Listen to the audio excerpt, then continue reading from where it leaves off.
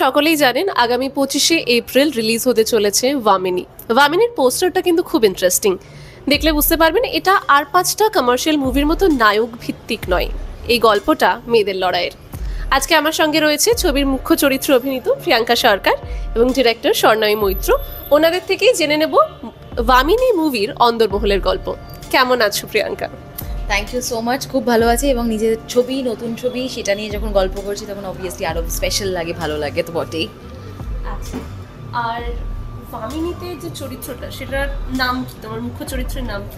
আমার চরিত্রের নাম সুহিতা এবং ভামিনী মানে ভামিনী কিন্তু একজন নারীরই সিনোনিম এবং সাহসী একজন মহিলা, সেটাই ইন্টারপ্রেট করতে চেয়েছে স্বর্ণায়ু। আমিও জিজ্ঞেস করেছিলাম কেন ভামিনী, তো ওর এটাই উত্তর ছিল যে ভামিনী নাম কারণ ভামিনী দিয়ে আমি একজন সাহসী নারীর কথা বলতে চেয়েছি।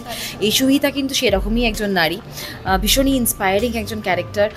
সে নিজে একজন প্রফেসর, আজকের দিনে ভীষণ এডুকেটেড একজন মডার্ন ডে মহিলা, কিন্তু তার সাথে সাথে সে carries a very kind heart.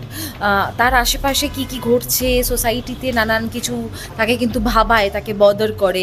তার লড়াইটা শুধু তার একার নয়, তার আশেপাশে আন্ডার প্রিভিলেজড বেশ কিছু মহিলাকে নিয়ে সে একটা ছোট্ট একটা কমিউনিটি গড়ে তোলার চেষ্টা করছে, যারা সকলে মিলে কিন্তু এই প্রতিবাদটা করে, সাহসটা রাখে সেই লড়াইটা করার। সো সে ডেফিনেটলি সাহসী একজন মহিলা, না হলে সেই লড়াইটা হয়তো করা যায় না। এবং তার সাথে সাথে সে বিশ্বাস করে তার একটা দায়িত্বের মধ্যে পড়ে এই গমিরা আর্ট ফর্মটাকে প্রমোট করা, সেটাকে বাঁচিয়ে রাখা এবং আরও বৃহত্তর একটা মঞ্চে প্রেজেন্ট করা বা ফিউচার জেনারেশনের জন্য সেটাকে ক্যারি ফরওয়ার্ড করা। সো সেটাও সে তার রেসপন্সিবিলিটির মধ্যেই ধরে। আচ্ছা, গমিরা যে আর্ট ফর্মটা বললে সেটা শেখার জন্য তোমাকে কতটা চ্যালেঞ্জিং ছিল সেটা তোমার জন্য? ভীষণ চ্যালেঞ্জিং, অ্যাকচুয়ালি ভীষণ চ্যালেঞ্জিং এবং আনফর্চুনেটলি আমি কিছুই শিখতে পারিনি। আই উইশ আমি আরও অনেকটা সময় কাটাতে পারতাম সেই শিল্পীদের সাথে বা নিজেকে ট্রেন করার জন্য, কিন্তু আমরা খুব কম সময়ের জন্য হয়তো শুটিংয়ের জন্য যেইটুকুনি দরকার সেইটুকুনি আমরা ধার নিয়েছি সেই শিল্পকলাটা থেকে।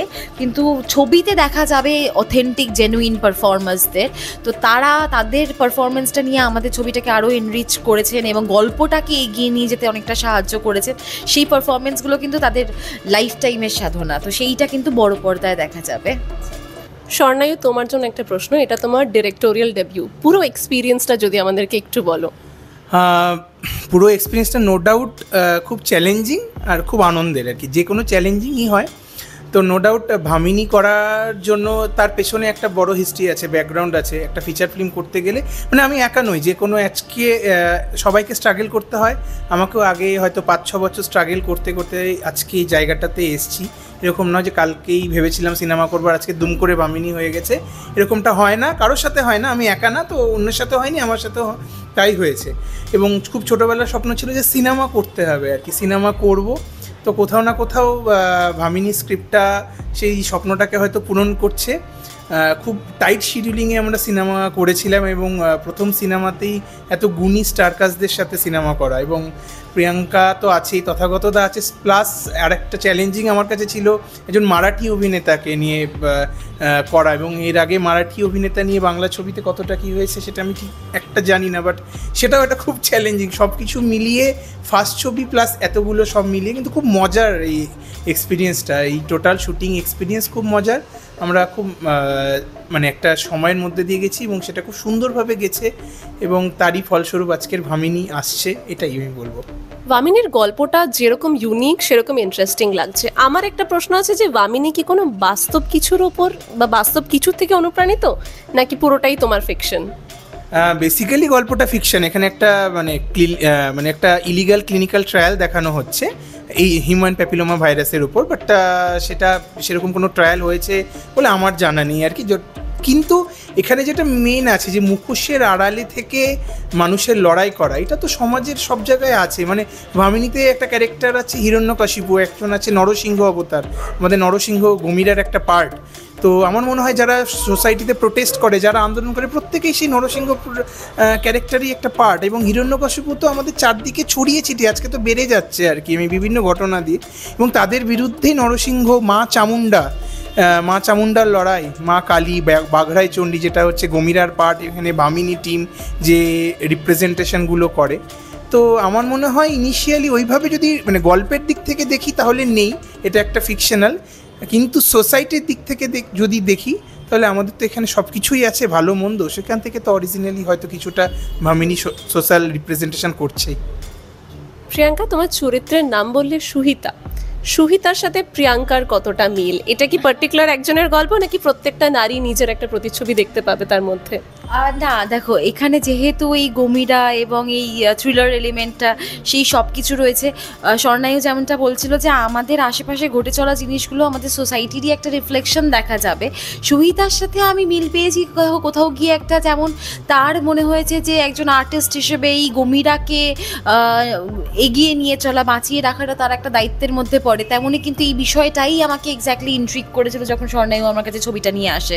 আমারও মনে হয়েছিল যে বা এতগুলো লোকশিল্প ফর্ম রয়েছে, নৃত্যশিল্প রয়েছে, সেগুলো নিয়ে আমরা কথা বলি, কিন্তু গম্ভীরাটা এতটা অচেনা একটা নাম কেন?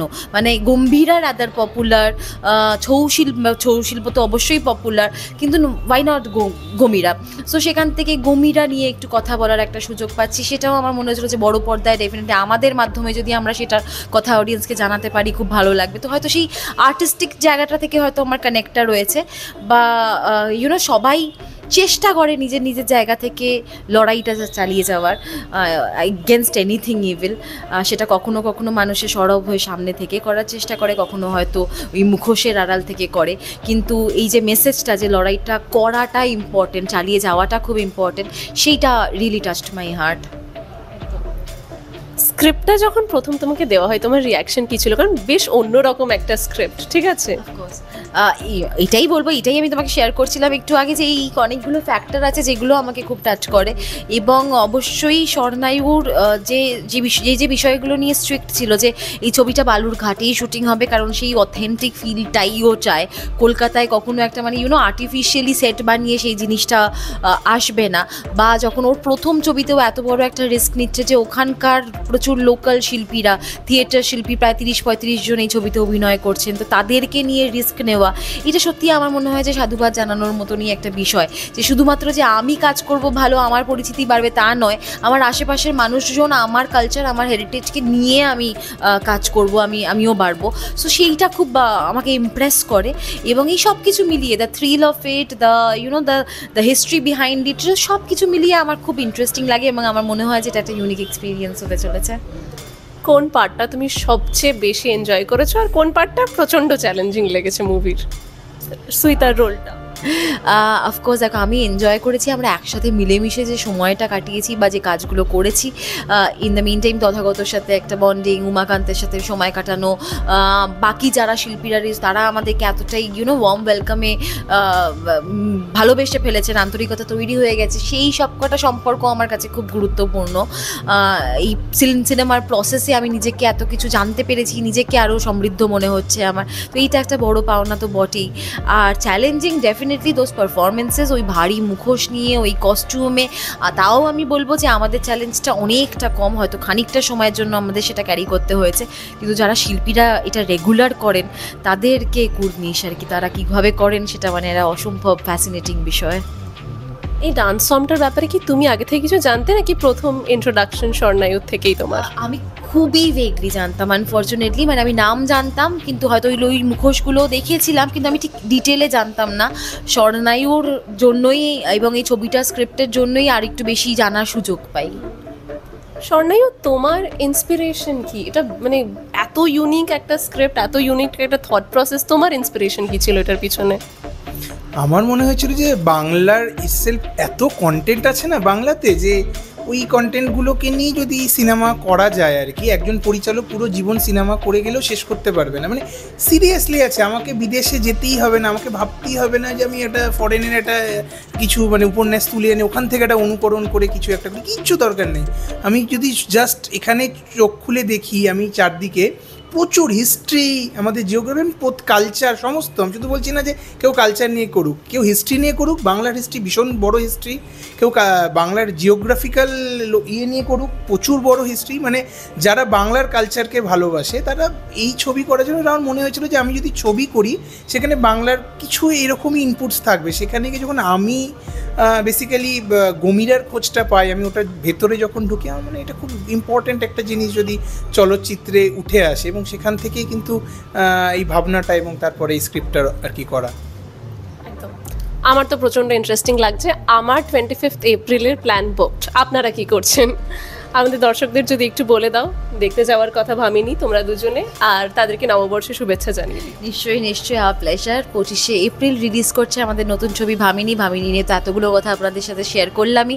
এটাও বলবো যে আপনাদের জন্যই কিন্তু এই কাজগুলো তৈরি হয়, আপনারাই আমাদের biggest motivation, biggest inspiration. Request থাকবে অবশ্যই বড় পর্দায় টিকিট কেটে ছবিগুলো দেখুন। আপনাদের ফিডব্যাক আমাদের কাছে খুব গুরুত্বপূর্ণ, কেমন লাগলো সেটা শেয়ার করুন। আর সকলকে শুভ নববর্ষের অনেক অনেক শুভেচ্ছা। নতুন বছরের প্রত্যেকটা দিন সুস্থভাবে, শান্তিতে, ভালোবাসায় কাটুক। খুব ভালো থাকবেন। Thank you. স্বর্ণায়ু? হ্যাঁ, প্রত্যেকে 25শে এপ্রিল এই সিনেমাটি সিনেমা হলে গিয়ে দেখুন, কারণ ভামিনী এক্সপ্লোর করতে গেলে আপনাকে অবশ্যই থিয়েটারেই ভালো লাগবে। বড় পর্দার ছবি বড় পর্দাতেই ভালো লাগে, তাই অবশ্যই ছবিটি দেখুন। আপনার যে কোনো মন্তব্য আপনি সোশ্যাল মিডিয়ার মাধ্যমে আমাদেরকে জানান, আমরা প্রতিটা মন্তব্য গ্রহণ করব। এবং সাথে সাথে শুভ নববর্ষের প্রতিটি দিন সকলের খুব ভালো কাটুক। শুভ নববর্ষের প্রীতি শুভেচ্ছা সকলকে। নমস্কার।